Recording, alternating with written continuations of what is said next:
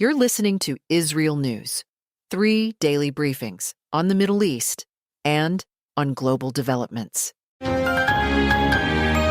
IsReal News, these are the midday headlines for Saturday, April 18th.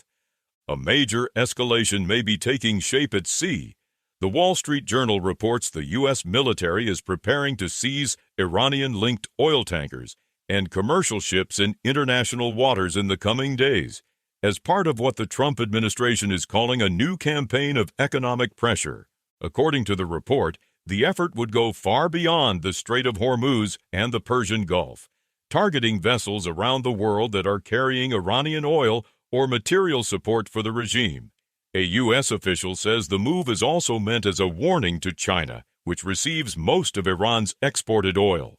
The new pressure comes as Iran unexpectedly reimposes its closure of the Strait of Hormuz, less than a day after announcing it would reopen the strategic waterway. Iranian officials now say the strait will remain closed until a final end to the war, while also insisting the negotiating team will not retreat from what they call Iran's national interest. At least 2 commercial ships report coming under attack while attempting to cross the strait. One of them, a giant tanker carrying oil from Iraq, says it was fired on by 2 fast boats from Iran's Revolutionary Guards. Another vessel reports damage from what it describes as unidentified munitions. No injuries are reported, but ships already in the area are forced to turn back. One of the attacked vessels, the Indian-flagged Sanmar Herald, broadcasts a distress call during the assault. In a recording from maritime radio traffic, the captain is heard pleading with the Revolutionary Guards Navy, saying he had been granted permission to pass and demanding permission to turn back because he was under fire. Iran is also continuing to demand payment from ships seeking to use the strait.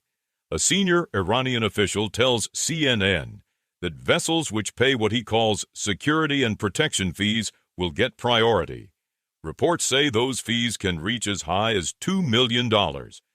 But shortly afterward, according to the Wall Street Journal, Iran announced over maritime radio that no vessel of any kind or nationality is now allowed to pass through Hormuz, and warned that any ship attempting to do so without permission will face a severe response and be destroyed. President Trump responded by saying Iran is trying to be clever, but cannot blackmail the United States. He says talks with Tehran are still going very well, and that he expects more information by the end of the day. Still, U.S. officials are warning that time may be running short. A senior American official says that if there is no breakthrough today, the war with Iran could resume in the coming days. White House security consultations are underway tonight, 3 days before the ceasefire is due to expire, and there is still no date set for another direct meeting between the 2 sides. At the same time, a source familiar with the talks says there has in fact been progress on uranium enrichment and Iran's stockpile of enriched uranium. Pakistan's military chief has reportedly been in Iran in recent days helping manage contacts between Washington and Tehran. And Iranian officials say new U.S. proposals are now under review. There are also signs of continued tension in Lebanon despite the ceasefire there. The Israeli military says it struck militants in several areas of southern Lebanon after forces operating south of the Yellow Line identified suspects violating the ceasefire understandings and approaching Israeli troops.